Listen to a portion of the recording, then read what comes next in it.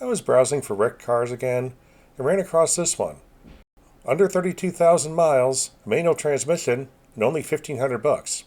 So I bought it.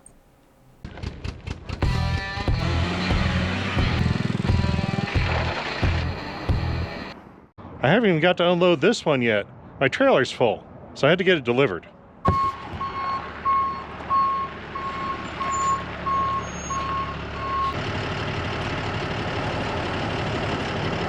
I know very little about these cars at all. I did virtually no research.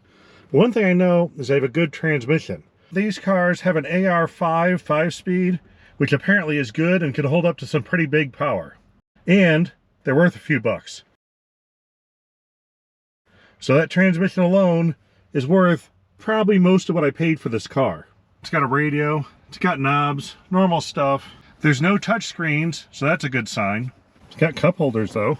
Almost looks like this sat with the roof off for a little while. I have to do some cleanup here.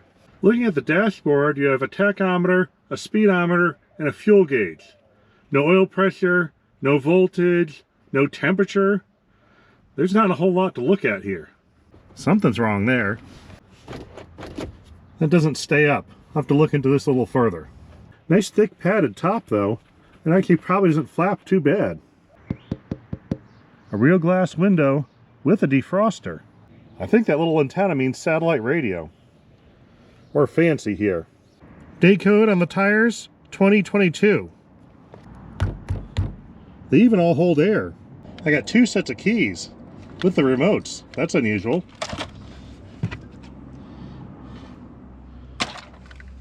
One nice thing about buying a wrecked car is it was wrecked while someone was driving it. So the person driving it thought it was roadworthy, which means aside from the bending and crashing part, it's probably in good shape. I'm gonna do a quick fluid check before trying to start it. Got coolant, got brake fluid, power steering fluid is fine. Dipstick's a little hidden. Got oil. Now how do I get this back in there? I bet this thing will start right up. Let's see how dead the battery is. Things are blinking. Looks like an alarm maybe. The battery is buried way in there. But they have a plus terminal here. There's a lead. And this little tab says ground and minus. So apparently you charge it from right here. Now hopefully I have a battery charge. Here, a fuel pump. Nice. A little bit of dust storm coming out of the vents. Yep, this hasn't been driven in a while. Let's just turn that off. Check engine lights on. I'll have to check that. Apparently the trunk's still open. There's a bunch of leftover stuff in here from the previous owner. I think we don't really need any of it. I enlisted my helper to help.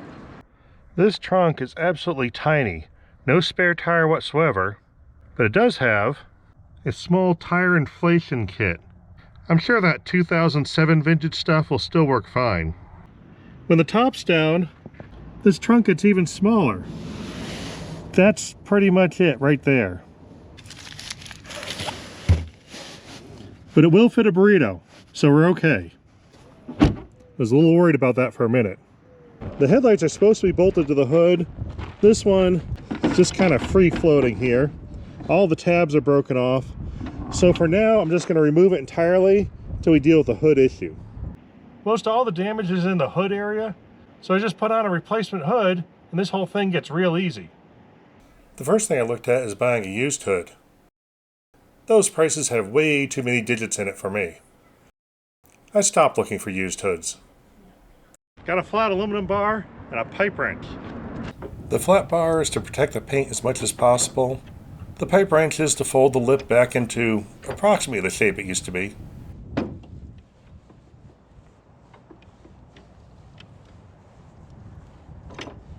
It's starting to come around. I'm just trying to copy that side and make this side pretty much look like it. I notice this support is vertical. This one is very not vertical, so I'll have to straighten that too.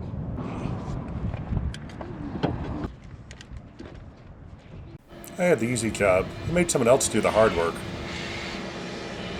I see a wrinkle right here. We're gonna see if we can just bend it. This hood actually seems pretty thin.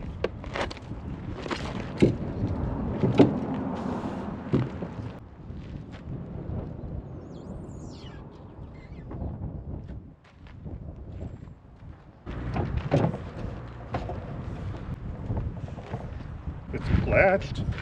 It's not perfect, but it's getting a lot closer. Hood shut.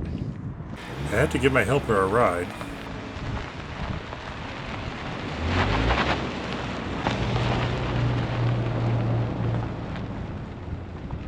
Apparently the ride wasn't over yet.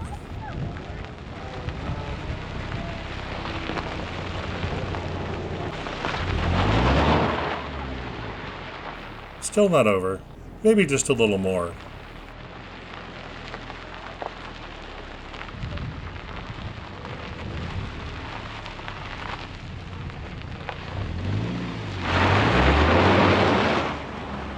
We did a quick wash on it. Already it's looking better. Now right here is the air intake for the HVAC system. And I had to vacuum a few mouse droppings out of there. A car with 32,000 miles that is almost 20 years old has been sitting for a while. I recently read an article about that and heard a trick that seemed pretty reasonable to do. You basically take one of the spray-on pet odor control things that have the enzymes and you soak everything down with that. And in theory, this is supposed to break down any residue of animal. I think what I'm going to do is start the car. I'm going to spray it in a mist so it goes through the ducts and everything. The fan's on high. I can feel the air. You can actually see stuff wiggle around in the air. So that mist is getting sucked in. Then it said to use some disinfectant spray to get rid of any germs.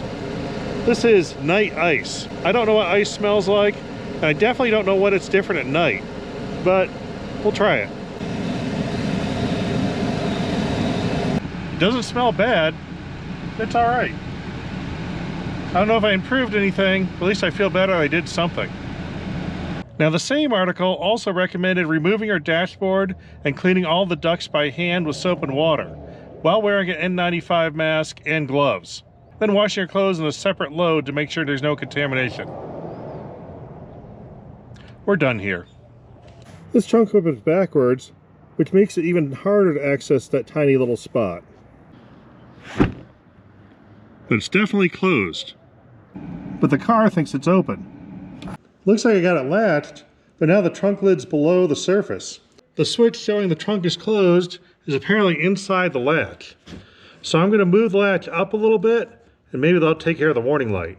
Bolts are a little inconvenient though.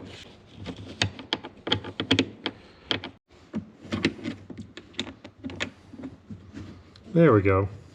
Now lift the whole thing. Oop, probably too far. Somewhere around there. Let's give that a shot. That looks better. Seems pretty good now. Now it knows the trunk is closed. When I got this car, the people at Copart had taped the hood down. And the hood didn't latch, so I guess it's better than losing the hood along the way, but it left a lot of residue of tape. I got an old bottle of mineral spirits. That seems like one of the more mild solvents, so we'll try this first. We'll get a rag good and soaked in it. Don't smoke near here.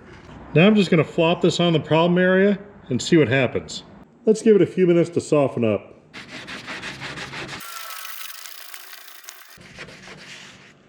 That bit came off.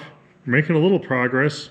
Through the repeated process of soaking and scrubbing, I got most of that tape off. I'm down to a little bit left here. And now that's gone. So I'll start on the next stripe. This alignment makes me think the hood needs to go backwards a little bit. I loosened the two bolts holding this hood hinge down so I can move it backwards and close up that gap to the door. As soon as I loosened it up, it shot forward. There's that gas strut that holds the hood open, pushes everything forward. The opposite I want to go. I notice there's a couple spare studs sticking out the front here. I've got a big thick washer here and a nut that fits on it. I'm just going to put this here temporarily to act as a pivot point. Now I can get there with a prying tool and push it backwards. There we go. There's quite a bit of adjustment in this. It's not perfect, but it's better. And that's all the adjustment I've got. So that is definitely good enough. We've still got a big gap in the front here though. Let's see what loosening those bolts will do. Loosening up those bolts lets me move the whole fascia around a little bit. I found a little diagonal support rod. There's a lot of adjustment in this one. That brought the whole bumper forward, got a lot closer. Not perfect, but I'm going to call that close enough. Even though I have two of these remotes, neither one works. When I took the key fob apart, the battery holder was completely sheared off on both of them. So that should go right there. It's pretty cheap to buy replacements of these, but I already have this one and it's probably already programmed to the vehicle. And I have a soldering iron. Look, it's already preheated. There's small pins that need to line up in the holes here. Yep, saw the smoke, felt it move. I've got a pad right there. I'm going to add a little extra solder to this one. I'll add a little extra solder to the other ones too. The big thing is just make sure you don't connect anything that's not supposed to be connected. This should work fine. Let's give this a try now. Fixed. The hood is still twisted that way, so I'm going to try to untwist. I've got foam padding to protect the paint, a wood block to distribute the load, a pry bar, and a tie down holding the front edge. Let's see what happens.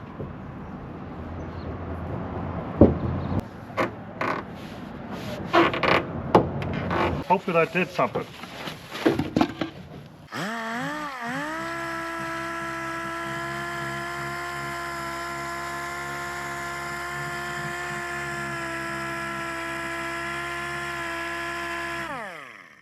Got some nice color matched body filler here.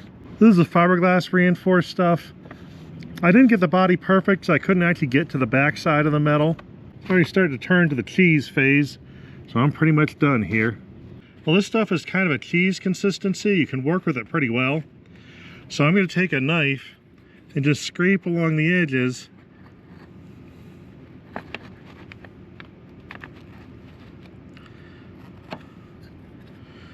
You don't want to do too much and peel it up. You can save a lot of sanding time by getting some of it out of the way. If you want your car to look good, don't take body work advice from me. I don't do a good job at it.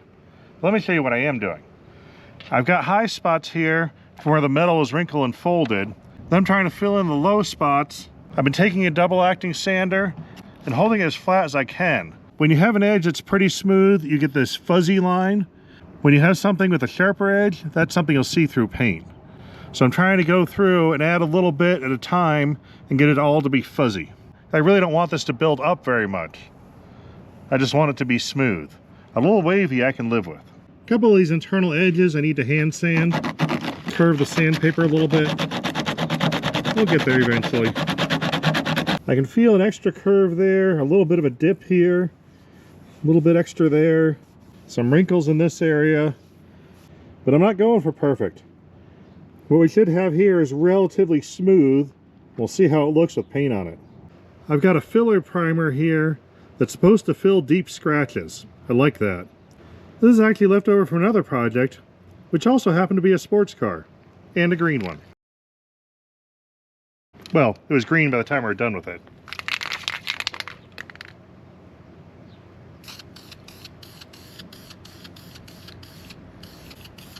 Now, you probably want to mask off the rest of the car. I bet that would be a good idea.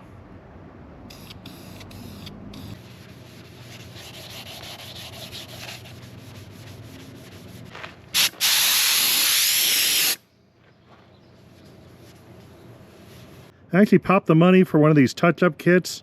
It's got the base coat for the Saturn color. Hopefully it's the right one. They said to test it first.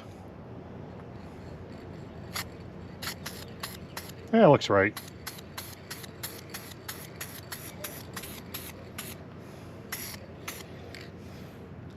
That's 2 coats. You can still see a little outline. I did a little run there. Don't pay attention to that. We're going to try for 3 coats here.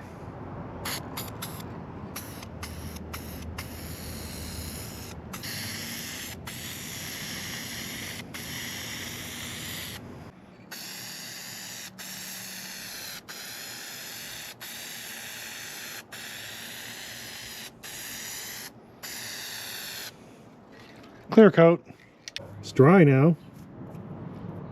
A little bit dusty.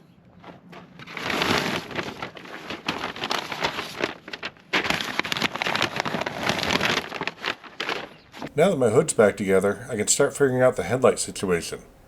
I looked into buying them, and again, the parts for this thing are really expensive. That's probably why I was able to buy it cheap.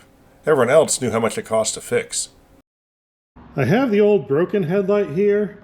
We're going to see what we can do with this. Now the actual part that does the lighting, like the bulbs and such, all seem to be there, and that part looks like it'll work. It's just a little bit of plastic here that's an issue, and all the mounting tabs are broken off. But I still have mounting tabs attached under the hood. Let's see if we can splice these back together. I'm going to take them off one at a time so I don't lose the order here.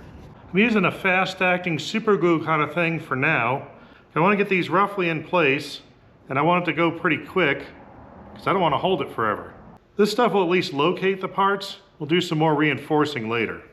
Okay, I did put the light in the trash can, but not because I'm throwing it away. With a little bit of trash in there, it actually made a pretty stable base, so I could set this in position I wanted to let that dry. It's glued together, not very strongly, and it's missing a big chunk here. I took a flat washer, drilled the center a little bigger, put a little notch in it. The notch is for this little rib here.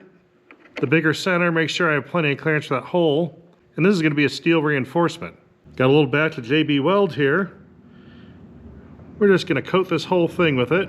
Then I can put this in place, throw a couple clamps on it. I'm worried that if I install this clamp, that excess glue is going to stick the clamp on. I have one of the old flattened rollers from the bad $2 Jeep transmission. I'm going to put that on top, and that transfers the load from the clamp to the washer, and the clamp is not touching the glue anymore. Get the excess out of here. When it cures, that washer is going to be stuck there. But the epoxy isn't actually going to take the load. The bolt is going to hit that washer, sandwich the plastic in the middle there, everything will be in compression, and it should hold together pretty decent. All the stuff that does the actual lighting is still there. It's just the outside cover that's broken.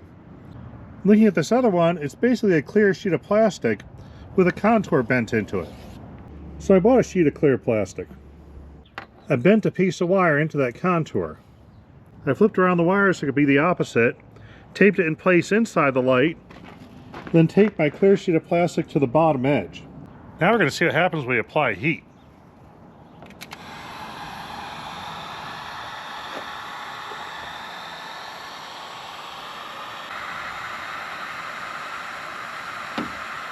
Oh, the tape comes off. First thing I learned. With a lot of tape added, this eventually started to work.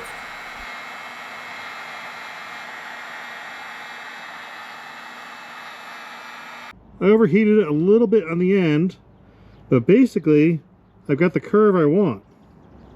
And I could probably trim off that overheated section. It's right in the corner. I trimmed off the really broken sections of the old lens, trying to make it look fairly reasonable.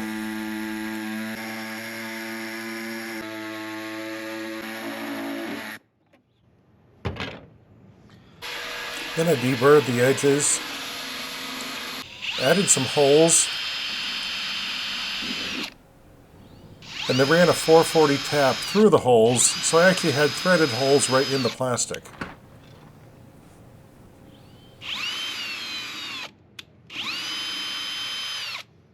Now I can add screws straight into the lens. I like polycarbonate. I'm able to put 2 small screws that locate this and hold it in position. Now I can work on getting the edges about right. I think I need another one down there. I ended up adding a couple screws to the bottom edge. That's held in there pretty well. So I'm going to take this last corner, try to flex it in a little more, and then attach that side.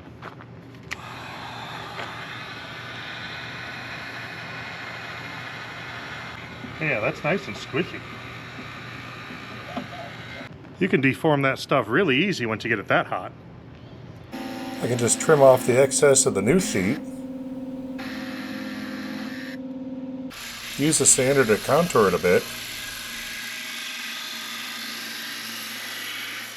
Add a couple more screws up on the top here.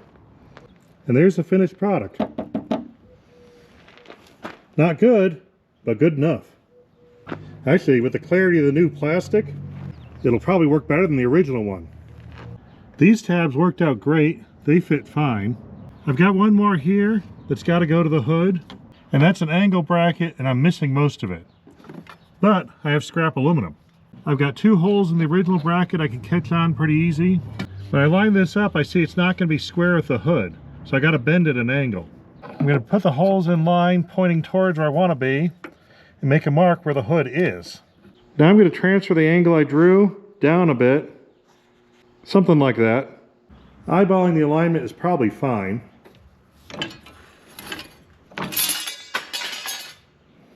And it cut it off.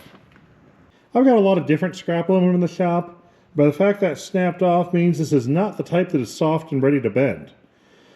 Might even be like a T851 or something.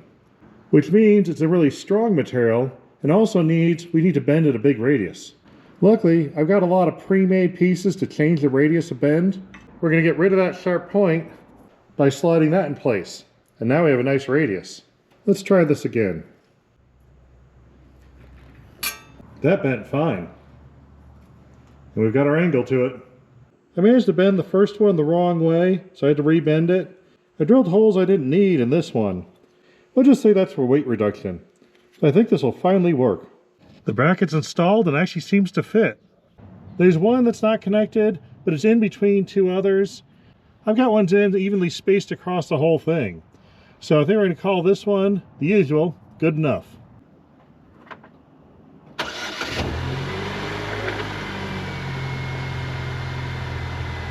They look okay. I almost think the one I made looks a little better. That one's not quite as clear. On this front bit of trim, it's held on by these plastic bolt-like things. They're broken off on the side that was hit. So I gotta make something there. I got a scrap piece of aluminum. I think I can make a new tab with that. Made some tabs, put some long bolts through them. Got some JB Weld. Tabs are glued in place in the original tabs. I'm going to install this before it dries. That way they're held in the right position when it dries. I've got big fender washers and nuts on the bolts in both places. Because the bolts are flexing when I tightened them, it tried to move the trim up. So I found a stick on the ground, shoved it in there to hold it in position. Now when the glue dries, it'll be at the right angle, so I can snug those down, and this piece is done. When I got this, the battery was totally dead. I put on a trickle charger, and it's worked most of the time, but not all. Taking a look at the battery, that's an AC Delco battery. That might be the original one, so that could be a really old battery. So I'm going to pull out and take a look at it. The issue is, out is not up. I had to look this up to see if there's an easy way to do it, but there are 2 ways to get the battery out of this car. You either take the wheel off and remove the inner fender well, or remove the fender. Now this fender has something I need to do a little work on anyway. We got a crack here. It sticks out from the door here. As we go up, it looks like the problem starts here. This whole thing is pushed out slightly and pushes out further as it goes. So the fender's coming off. A couple bolts are tricky to get to. It's pretty straightforward. There's a bolt this way in the fender. I can see it there, but I think if I go through the door that way, I'll be able to get it better. A very long extension goes through everything and gets to that bolt. Not really much of a fender, but it's off. And now I can fix that broken bit. Rotate, twist. There we go. We're getting somewhere. I vacuumed this off before I pulled it out just because of mouse poop. And see if it has a year on it anywhere. Got a serial number. Just curious if this is the original battery. Not many people replace them with AC Delco ones. It looks like this is the code that matters. The P means professional. The first 2 digits are the month, in this case December. The third digit is the year, which could be either 2010 or 2020. But then I looked up this part number and found that it had been discontinued in 2011. So this is definitely a 2010 battery, possibly replaced under warranty by a dealer. I've never seen a battery terminal like this. Granted, I don't work on new cars much, but this is an interesting one. It took me a minute to figure out how it worked. You basically have a stamped metal piece here. The bolt has a tapered seat, And it looks like as you tighten the taper into that oval slot, it squeezes the two sides together. Looks like that side's sliding over as I tighten down. Not sure if it's really good, but it's interesting. Beside the crack I need to fix, there's a big chunk of fender missing. And somewhere there was an actual mount. Something like this, but not quite as bent up. We're going to take a look at the other side and see if we can get an idea what it should look like. The end of the fender's here. This one's not exactly well attached either.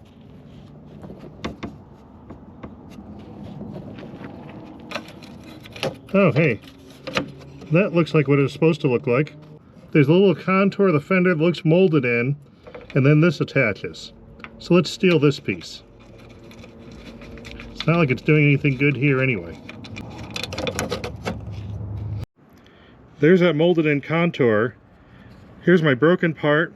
Now this is going to have to be upside down and curve away from that fender because it's the opposite side. But it would look something along those lines. I found a scrap of aluminum, and I think the section here is big enough. That can make my tab right there.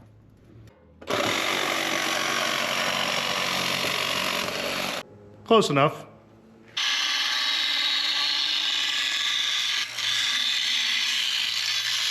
This looks roughly the right size.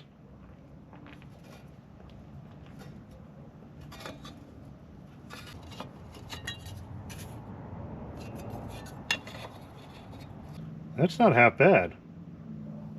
Maybe a little more this way. I'll mark roughly where it should be. That area. I overlap both sides of the crack and cover up a good chunk of this hole that's missing. Got a little bit of this stuff left. Let's fill that area.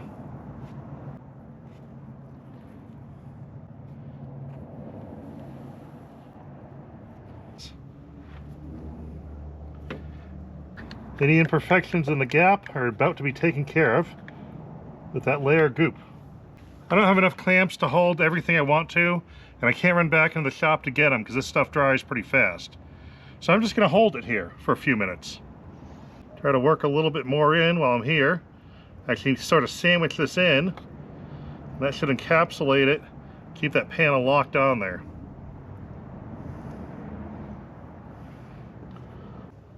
Oh, starting to stiffen up here. Not too much longer. I'll let you guys take a break. I'm going to keep holding this. This is pretty well cured. I'm just going to slice off the excess so I don't have to sand it away.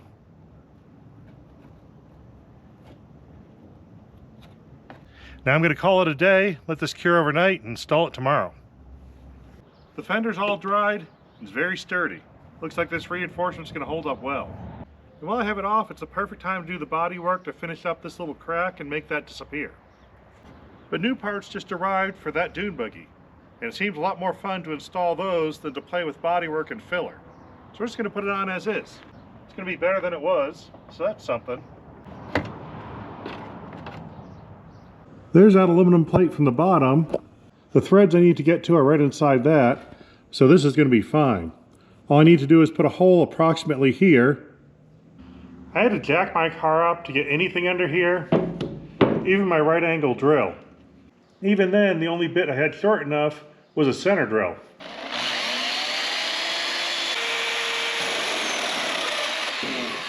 Like most body panels, I'm going to put in some adjustment, which is usually done with an oversized hole.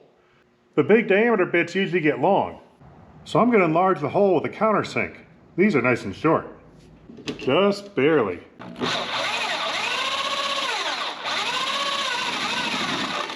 Nice big adjustable hole. These big washers are called fender washers for a reason. They're good for fenders. Fender is secure. I'm going to take some of the touch-up paint and spray it into its cap. Until I have a nice little puddle on the bottom. Then I can use a paintbrush. All I'm doing is taking a drop on my brush and touching it, and it's wicking right into the crack. I think the plastic is kind of thick and porous, and that seems to help a bit. Definitely a lot better, but it is still noticeable from this angle. From this angle, it's fine. I want to see what that check engine light is all about. there's only one code. A small leak in the evaporative emission system is not something I'm going to worry about. I did a few minutes looking on the internet. Apparently that code is commonly caused by the gas cap being loose.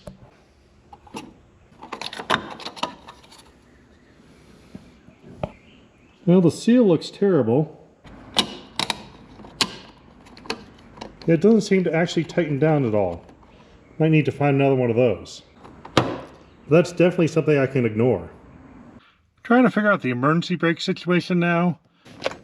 It doesn't latch, so something in here needs to be a ratchet. It's all covered up with plastic. I don't know how to remove this. There's some kind of plastic thing here, but it looks like that might be the thing that holds it on. Most of these modern cars just kind of snap together, so I'm going to do some very gentle prying. See what happens. Oh, I hear a crack. I broke this little plastic piece. Apparently my prying was not as gentle as I thought it was. On the other side, there's a tube. We're going to see if we can just push this thing out. Maybe. Try gentle tapping. Maybe more gentle than last time. It's moving. It's definitely moving.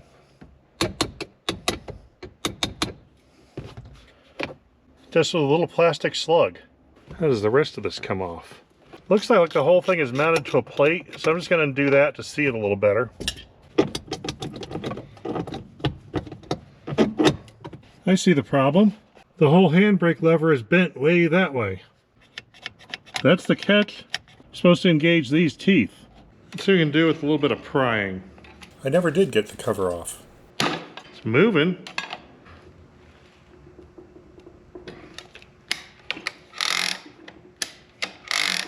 There we go. Fixed. Now it's just a matter of buttoning the whole thing back up. The lever isn't pointing exactly straight forward anymore. Now it's pointing this way a little bit. So I'm not sure if that's the way it's supposed to be, but I am sure that I don't care. This is the trim piece that didn't fit quite right. It has two tabs that locate it. I had to glue that one back on. That's better.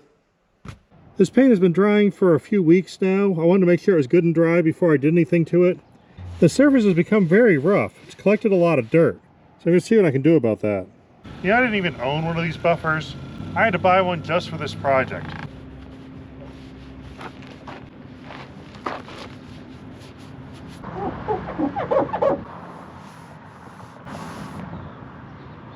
That stuff looks like it'll do shiny.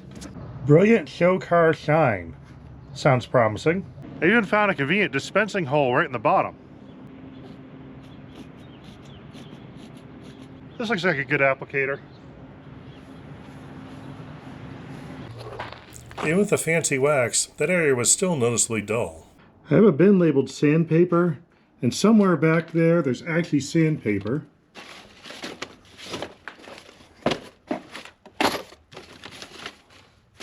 $1,500. That's what I'm looking for. Probably supposed to use a sponge or something with it. I'll just try to go real gentle. I've mentioned before that I make this stuff up as I go along. This is a good example of that. I managed to sand all the way through the paint and get down to the primer. Luckily, there's still plenty of paint in this touch-up can. We're just going to paint it again.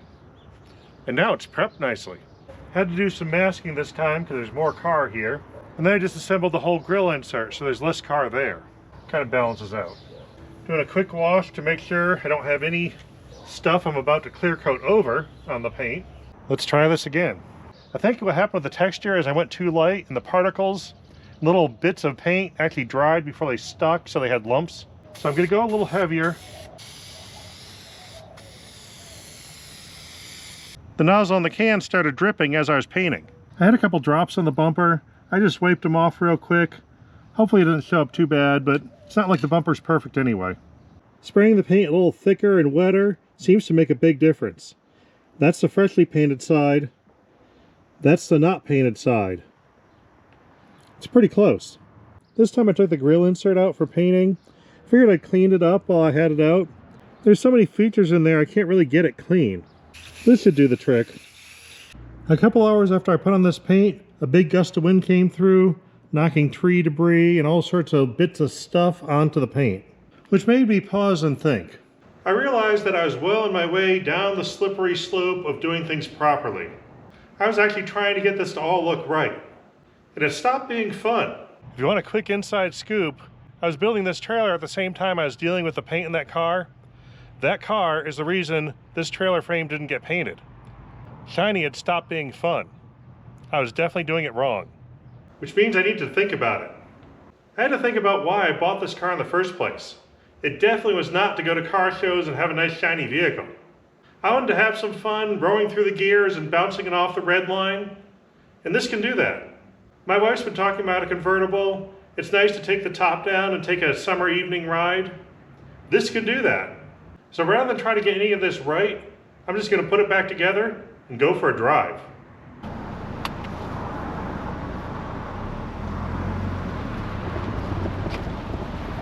Auto locked itself. New electronic features, huh?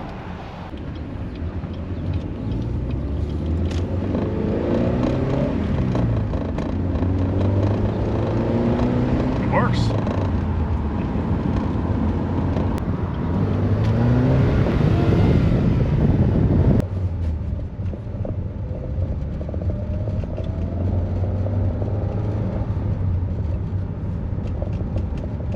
Railroad tracks.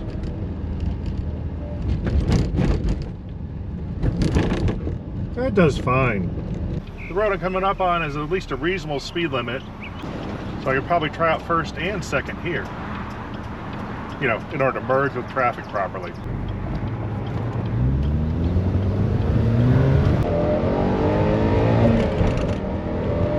Caught second.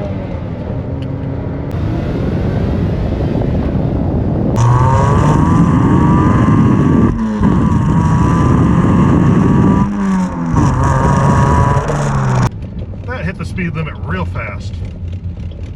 This drives nice and straight. I can take my hands off the wheel and it just keeps going in a straight line. That chassis didn't get bent. Brakes feel nice. They're giant vented discs, so what do you expect?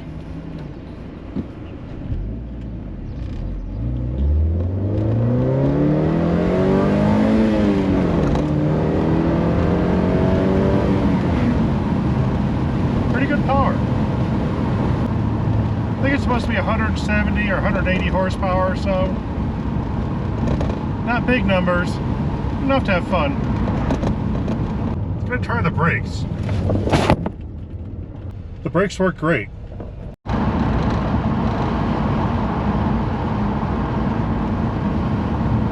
Cruise control works. There's almost too much luxury in this sports car. Yeah, I'm not complaining. I'll learn to live with it.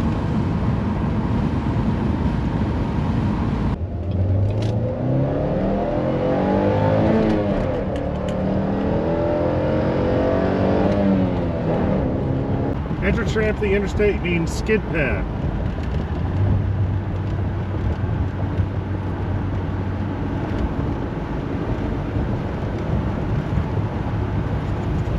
This thing handles great. It's totally flat and stable. Let's accelerate. Oh yeah.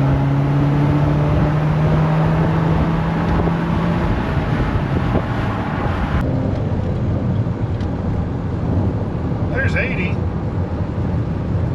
I mean 75. That's the speed limit of this road is 75. Cruises along nice and easy on the highway. This thing has no problem with interstates. There's a menu you can toggle through, and you can get coolant temperature.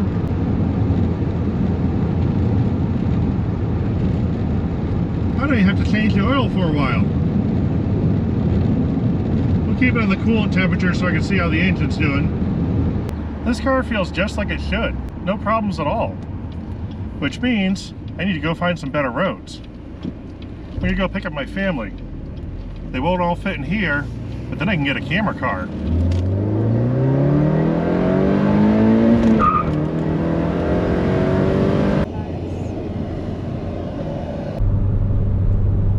This is a nice long hill for testing on. You can get to the coolant temperature if you go through the menus. It's about 205. Now we're at the top of the mountain pass here.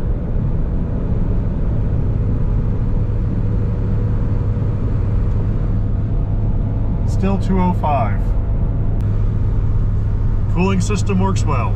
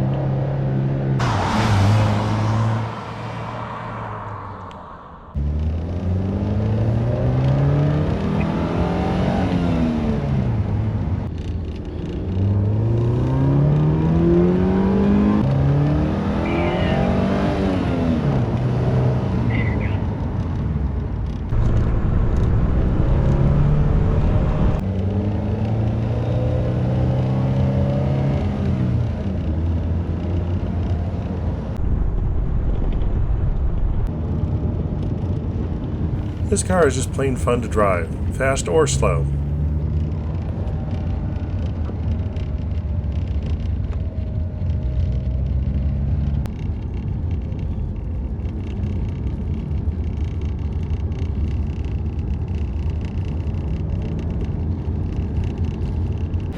The testing was a success. Oh yeah, and no check engine light either. Well, that's it for this video. The car seems to work fine. It runs, it drives, it does everything nicely, it just plain works. The appearance isn't perfect, but that means we can use it and not worry about it at all. Now beyond the $1,500 purchase price, I did buy the touch-up paint, and I bought the buffer that I really should not have bought, and with taxes and license and all that stuff, it's up over $2,000. So this is one of my more expensive projects, but it also is the best handling and braking car I've ever driven. The power is adequate, it's very nice, it's very pleasant, it's very drivable. It's not the most exciting thing in the world, it just is totally normal. Now, I can't haul parts in it, I can't go off-road in it. I'm really not 100% sure what to do with it. I'm taking me shopping. Maybe that doesn't matter.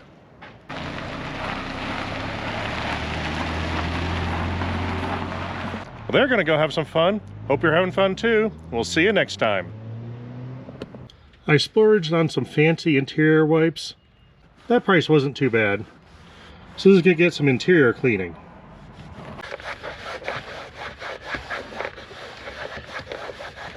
That got better fast. I didn't realize how bad some of this stuff was till I cleaned next to it. Big improvements are being made.